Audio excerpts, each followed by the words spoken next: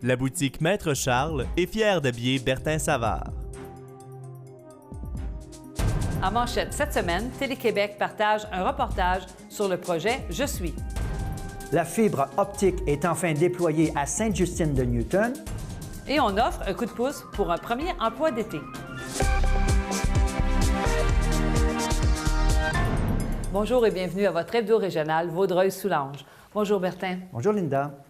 Linda, suite au triste événement de Québec, on parle du projet Je suis de Vaudreuil-Dorion, un projet voué à l'espoir. Oui, Bertin, Télé-Québec a décidé de partager en avance sur sa page Facebook de l'émission Banc public, animée par Guylaine Tremblay, le reportage sur le projet Je suis.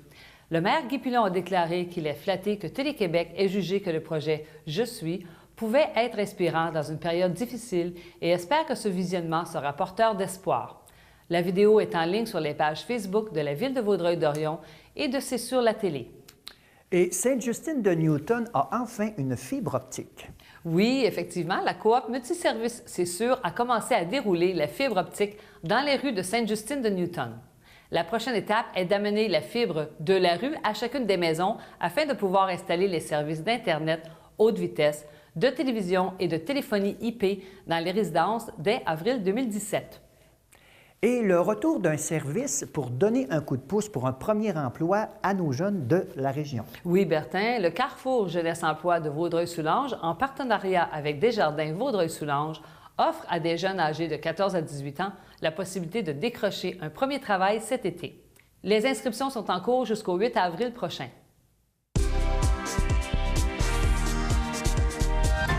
Il y aura des changements d'horaire et de lieu pour les séances de la MRC. Oui, suite au déménagement de la MRC de Vaudreuil-Soulanges, les séances du conseil et du comité administratif, ainsi que la vente d'immeubles pour défaut de paiement de taxes, se tiendront dorénavant au nouveau siège social situé au 280 boulevard Harwood à Vaudreuil-Dorion. Et toujours à la MRC, il y a un concours sur la persévérance scolaire. Oui, effectivement. Dans le cadre des journées de la persévérance scolaire, la MRC de Vaudreuil-Soulanges a choisi de lancer un concours pour les jeunes de niveau préscolaire, primaire et secondaire afin de découvrir les super-héros de la persévérance scolaire de la région. Les jeunes ont été invités à télécharger leur trousse à dessin, puis à partager leur chef-d'œuvre sur la page Facebook de la MRC en utilisant le mot-clic Persévérance VS. Plusieurs centaines d'activités sont organisées à travers la province afin de rappeler à la population que la persévérance scolaire, c'est l'affaire de tous. Bertin, il est possible d'obtenir une parcelle de jardin communautaire à Saint-Lazare. Oui, depuis 2015, la Ville offre à ses résidents un espace pour un jardin communautaire à chaque année. Toutes les personnes expérimentées ou non, intéressées à cultiver une parcelle de terre, sont invitées à s'inscrire avant le 1er mars pour le tirage au sort. Et Bertin, il y aura une conférence sur les oiseaux aux couleurs imaginaires. Oui, Linda. La Société d'observation de la faune ailée du Sud-Ouest et le Club d'ornithologie de Vaudreuil-Soulanges présenteront une conférence de Serge Baudette sur les oiseaux aux couleurs imaginaires. Celle-ci aura lieu le 21 février prochain à 19h30 au Centre sportif et culturel à Salaberry de Valleyfield. Une première conférence pour le blogueur culturel Christian Gonzalez au Musée régional de Vaudreuil-Soulanges. Oui, bien connu pour son blog Talent d'ici, Christian Gonzalez présentera la conférence intitulée Art insolite, anecdotes et petites histoires sur l'art le 19 février prochain à 14h. L'activité gratuite convient autant aux enfants qu'aux adultes. Il est toutefois préférable de réserver. Et du côté d'Hawkesbury, il y aura une soirée trad au Centre culturel Le Chenail. Oui, le Centre culturel de Chenail présentera une soirée inusitée de chansons traditionnelles à répondre avec Robert Bourdon et Nicole Charbonneau le 18 février prochain. Une chance de vous laisser emporter dans le temps de nos arrière-grands-parents il y a près de 150 ans. Bertin, nos Mustangs se rapprochent des séries. Oui, Linda. Le 5 février dernier, les Mustangs recevaient les Rangers de Montréal-Est à l'Aréna de Vaudreuil-Dorion. Les Mustangs ont joué avec une belle énergie en forçant une prolongation suivie de tirs de barrage et l'ont finalement emporté par la marque de 7-6.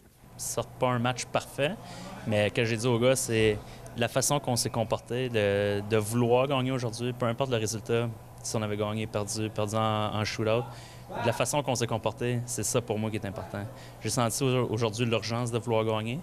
Puis pour la course au playoff, c'est primordial. Princeville a perdu aujourd'hui. On est à 4 points d'eux autres. Il reste 2 matchs contre eux autres. Fait que c'est ça. On a notre sort de nos mains. Beaucoup de plaisir au festival Glisse et Réglisse de Rigaud.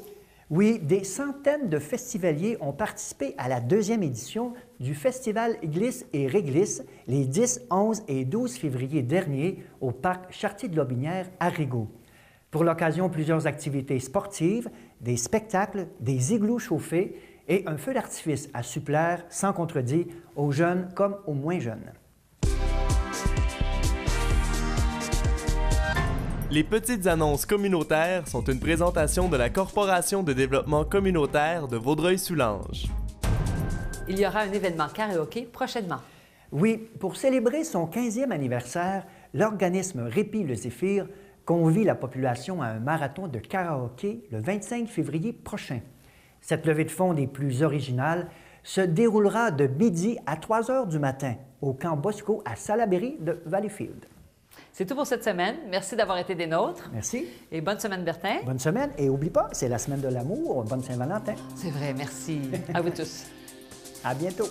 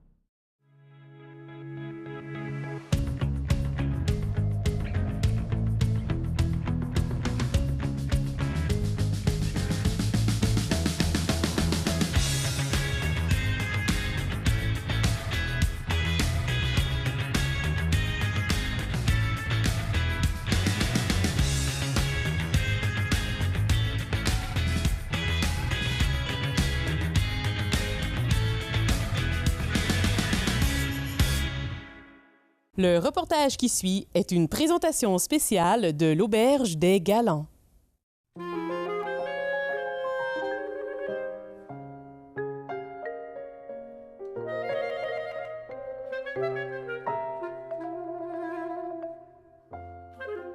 L'équipe de C'est sur la route est à Sainte-Marthe présentement et on s'en va découvrir l'Auberge des Galants.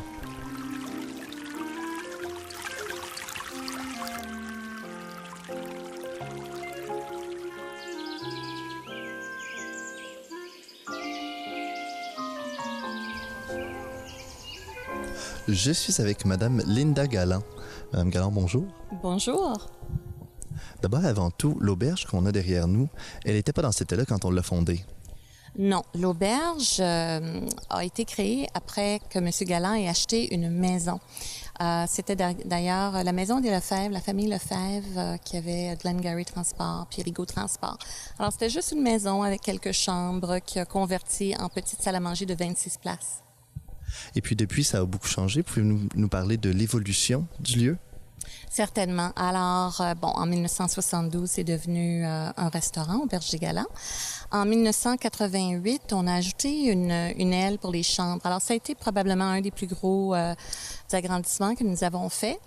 Et cette aile-là a brûlé en 2012. Et là, on a rajouté encore plus de chambres, plus de salles. Alors, c'est Auberge des Galants est ce qu'elle est aujourd'hui, avec un spa, restaurant, cabane à sucre et puis hôtel. On planifie encore un agrandissement. Il nous manque des chambres. Alors, on pense possiblement à rajouter des chalets où les gens d'un certain âge pourraient peut-être vivre ici 6 mois par année, puis peut-être dans le sud 6 mois par année. Alors, il y a plein de choses. Je suis pas prête à les annoncer officiellement, mais on est toujours en train de travailler des nouveaux projets. La cabane à sucre, le spa, parlez-nous un peu. En quoi ça agrémente le séjour ici des usagers? Bon, on voulait que ce soit un produit 4 saisons. Alors, c'est certain que dans le temps des sucres, le restaurant faisait dur à comparer les cabanes à sucre. Tout le monde allait à la cabane à sucre, alors on a décidé pourquoi pas en créer une, surtout après le verglas. On avait eu énormément d'arbres qui avaient été endommagés. Alors on a décidé, au lieu de faire du bois de chauffage avec, de construire une cabane à sucre en bois rond. Alors c'est vraiment une très belle cabane à sucre et qui est ouverte pour le mois de mars et avril durant le temps des sucres. Et le restant de l'année, elle est utilisée pour des mariages, des réceptions de mariage. Le spa, ça aussi, l'automne, on voulait, puis l'hiver, on voulait avoir quand même une activité pour les clients qui viennent de partout. Alors, on a décidé d'investir dans le spa. Alors, l'ancienne section qui abritait auparavant les petites chambres de l'auberge, on l'a complètement converti en spa et on offre des massages, des soins esthétiques pour le corps, des massages neurospa. Ça fonctionne très bien. Il y a 9 différentes salles de service. On a quand même une dizaine d'employés au spa.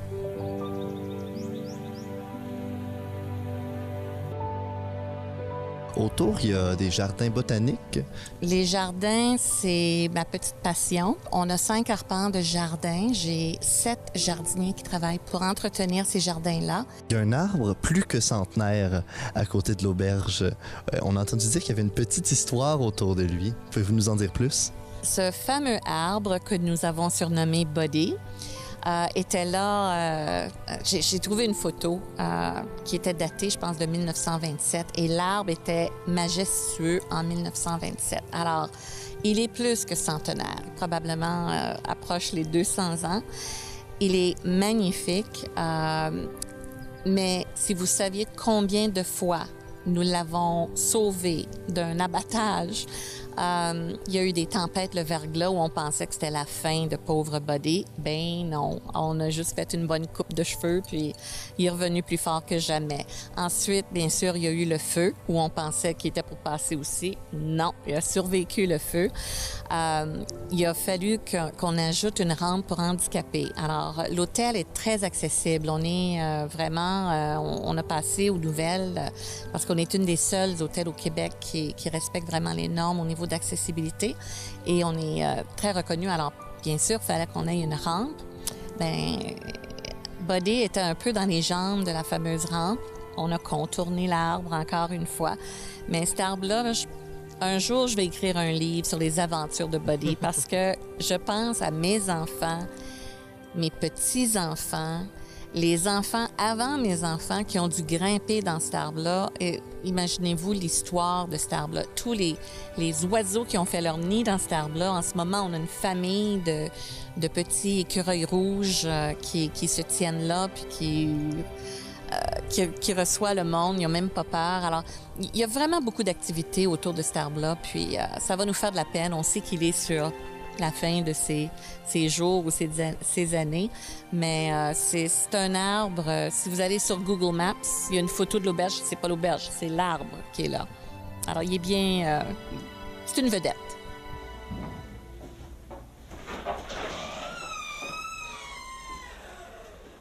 Votre carte des vins est quand même assez impressionnante. Est-ce que c'est une fierté pour vous? Oui, absolument. Et ça, c'est Thomas Le Guilly, notre sommelier, qui a vraiment, qui nous a mis sur la map au niveau du restaurant avec nos fameux menus à corps, mets et vins. Alors, une fois par mois, on a un groupe de personnes qui viennent, environ une 50aine maximum, qui peuvent venir à une soirée où c'est animé par Thomas, puis il va nous faire présenter et découvrir toutes sortes de vins. Des fois, il y a des invités, des vignerons de la France, ça pourrait être un sommelier aussi.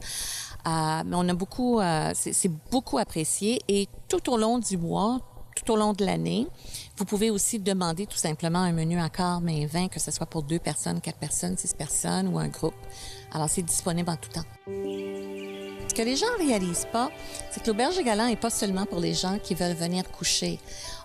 Tous les services sont disponibles aux gens locaux s'ils veulent venir, que ce soit pour le petit déjeuner, le dîner, le souper, puis peuvent justement profiter des jardins, puis prendre des photos, puis visiter lorsqu'ils viennent pour un repas. La même chose pour le spa. Les gens de Vaudreuil-Soulanges peuvent venir tout simplement pour un massage ou un manicure ou pédicure. C'est pas obligatoire de dormir sur les lieux. La clientèle, parlons-en, c'est qui votre clientèle cible? Je vous dirais, en premier lieu, c'est les gens de Vaudreuil-Soulanges, les gens du Suroît, les gens de la Montérégie. Montréal est un gros bassin pour nous là, de clientèle, mais 50 de notre clientèle vient de l'Ontario et de l'extérieur. Une de vos spécialités, c'est les mariages. Combien de mariages vous recevez environ par année? Cette année, on va en faire au-dessus de 125. Alors, 125, 150 mariages par année, mais c'est réellement sur 12 mois parce qu'on fait beaucoup de mariages l'hiver. Ce que les gens pensaient pas, qui était populaire, nous, on en a créé quand même, je vous dirais, une de nos vedettes. Alors, c'est mariage à l'année, les vendredis, les samedis, les dimanches. On en fait même les mardis, mercredis, jeudis. Il y a beaucoup d'espace dans l'auberge qu'on peut louer si on veut faire des réceptions, pas seulement pour des mariages. Beaucoup de gens d'affaires qui vont venir chez nous, soit pour une réunion d'affaires, pour des plans marketing. Alors, c'est occupé. C'est pour ça que, pour nous, c'est important qu'on devienne vraiment avoir un produit 4 saisons. Alors, la semaine, c'est le corporatif qui vont venir faire leur réunion ici. Les fins de semaine, les réceptions d'anniversaire, mariage, party de Noël. Alors, il y a pour n'importe quelle raison, c'est une bonne raison pour venir à l'Auberge des Galants. Vous êtes une femme d'affaires assez active dans la région. Je pense que vous siégez sur le CLD. Oui, j'aide au niveau du dossier touristique avec le CLD. J'ai siégé avec Tourisme Montérégie, puis j'ai beaucoup été impliquée avec Tourisme Québec. Mais je vous dirais, depuis quelques années, je me concentre vraiment ici dans la région. Et puis, le développement local de Vaudreuil-Soulanges, c'est quelque chose qui vous tient à cœur? Absolument, d'utiliser les produits locaux. Ça faisait partie de notre mission bien avant que c'est devenu à la mode. C'est certain, travailler avec les autres intervenants touristiques, jumeler leurs attraits avec nos produits et services, ça garantit la réussite pour tout le monde. L'Auberge des Galants, c'est une histoire de famille. C'est important pour vous que ça reste comme ça? Définitivement. D'ailleurs, c'est la raison pourquoi on a reconstruit après le feu. C'est parce que justement, les enfants, les 3 garçons, Michael, Neil et Steven, étaient intéressés à continuer. Alors, on a décidé de réinvestir dans le projet. Bien, merci beaucoup, Mme Galland. Bienvenue.